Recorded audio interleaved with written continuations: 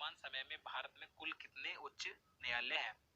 देखिए, जितने भी क्वेश्चन मैं आपके लिए इस वीडियो में लेकर आया हूँ, अगर आपको उनमें से किसी का भी आंसर पता है तो आप हमें कमेंट बॉक्स में बता सकते हैं। और देखिए, वीडियो के लास्ट में आपसे एक क्वेश्चन जरूर पूछा जाएगा, आपको उसका आंसर भी हमें कमेंट बॉक्स में जरूर बताना है। तो इस क्वेश्चन का राइट आंसर ऑप्शन बी हो जाएगा 25।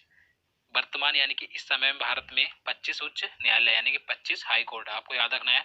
मैं आपको बता दूं, 25वां उच्च न्यायालय 1 जनवरी 2019 को आंध्र प्रदेश राज्य का बना, आंध्र प्रदेश की राजधानी अमरावती में बना है। तो आपको याद रखना है 25वां उच्च न्यायालय है, आंध्र प्रदेश राज्य का बना है। देखिए, पहले आंध्र प्रदेश राज्य और तेलंगाना राज्य का उच्च न्यायालय एक ही था, हैदराबाद उच्च न्यायालय था। लेकिन 1 जनवरी 2019 से आंध्र प्रदेश राज्य का एक अलग उच्च न्यायालय हो गया है और तेलंगाना का उच्च न्यायालय अलग हो गया है। तेलंगाना राज्य का उच्च न्यायालय है हैदराबाद उच्च न्यायालय। तो आपको याद रखना है। तो चलिए नेक्स्ट क्वेश्चन देखते हैं। राज्यसभा के सदस्यों का कार्यकाल कितने वर्षों का होता है?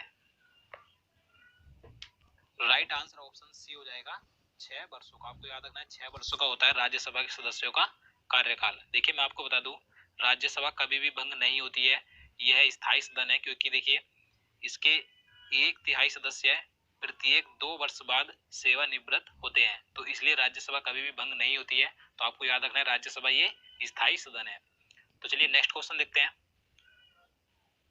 क्वेश्चन नंबर 3 है, होपमैन कप किस खेल से संबंधित है? राइट आंसर ऑप्शन डी हो जाएगा टेनिस से संबंधित। आपको याद रखना है ये जो कप है होपमैन कप, ये टेनिस से संबंधित है।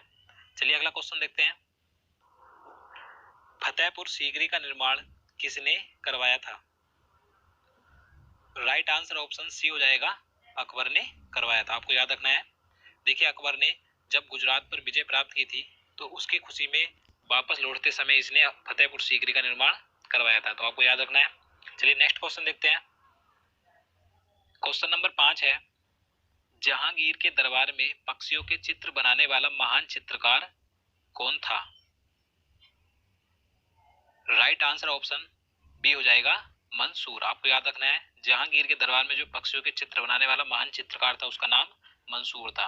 और देखिए, यहाँ से एक क्वेश्चन अधिकतर एग्जाम में पूछा जाता है कि चित्रकला का स्वर्णकाल किसके शासनकाल को कहा जाता है? तो आपको याद रखना है जहांगीर के शासनकाल को ही चित्रकला का स्वर्णकाल कहा जाता है।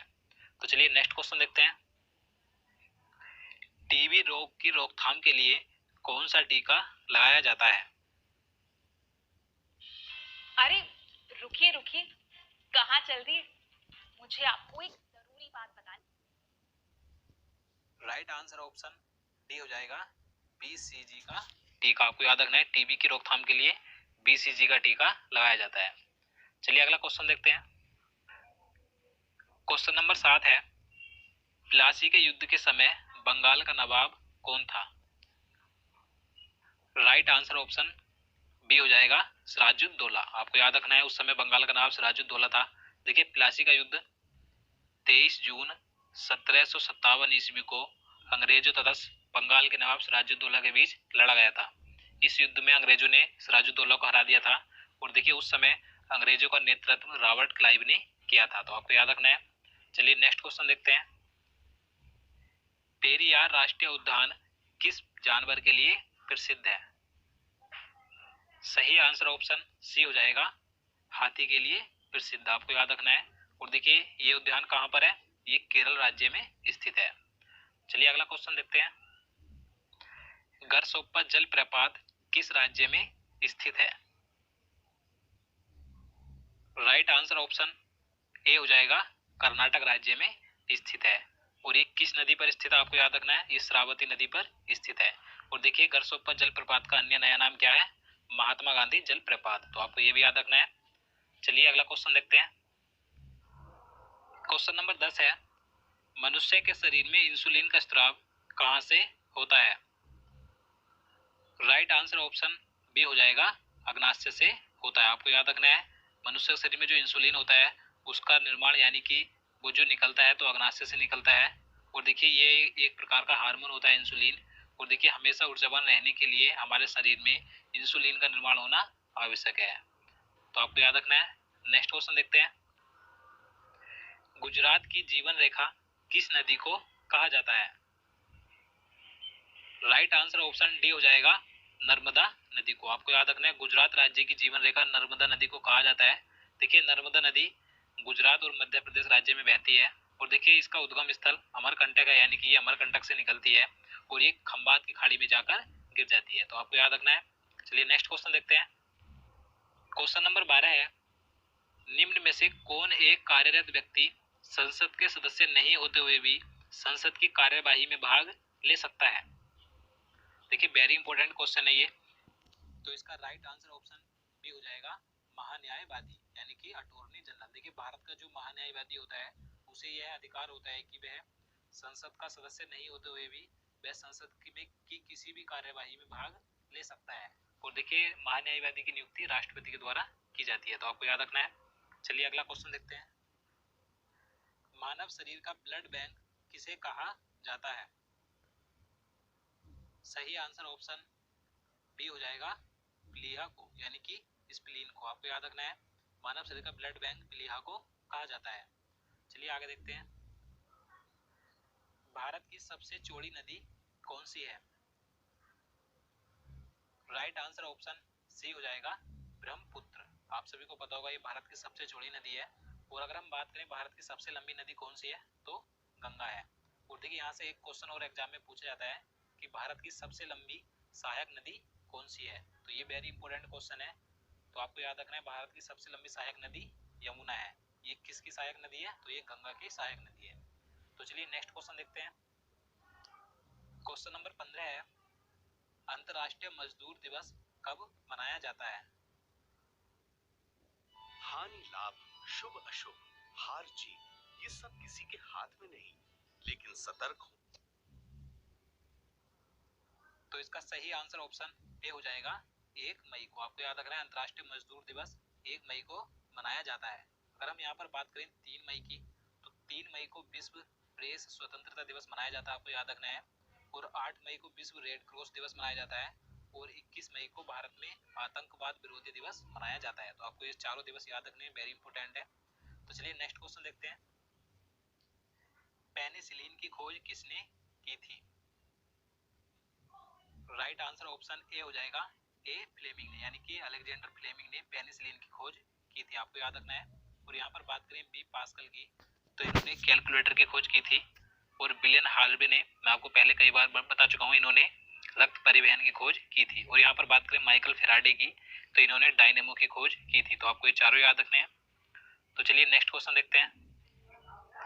पोलियो रोग में शरीर का कौन सा अंग प्रभावित होता है?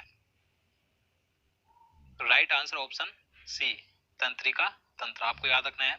और अगर हम बात करें पोलियो रोग के टीके की खोज किसने की थी, तो आपको याद रखना है जॉन ई साल्क ने की थी। तो ये वेरी इंपॉर्टेंट है, तो आप इसे याद रखिएगा। तो चलिए नेक्स्ट क्वेश्चन देखते हैं। हैजा रोग किसके कारण होता है? राइट आंसर ऑप्शन बी जीवाणु, यानी कि बैक्टीरिया के कारण, दूषित पानी पीने से। आप सभी को पता होगा। देखिए अगर आप चाहते हैं कि इन सभी से होने वाले रोगों का वीडियो मैं आपके लिए एक अलग से बना दूं, तो आप हमें कमेंट बॉक्स में बता सकते हैं। तो चलिए नेक्स्ट क्वेश्चन देखते हैं। संविधान के किस अनुच्छेद का संबंध संविधान संशोधन से है?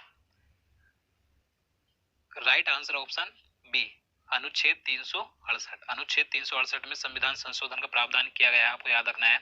और इसे भाग 20 में रखा गया है। तो आपको ये भी याद रखना है, भाग 20 और अनुच्छेद 368। तो चलिए अगला क्वेश्चन देखते हैं। क्वेश्चन नंबर 20 है, चाय की खेती के लिए उपयुक्त मिट्टी कौन सी है? Right answer option C laterite मिट्टी। देखिए लेटराइट मिट्टी चाय की खेती के लिए उपयुक्त होती है।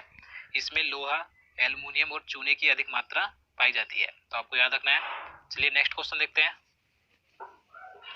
स्वतंत्रता प्राप्ति के समय भारतीय राष्ट्रीय कांग्रेस के अध्यक्ष कौन थे?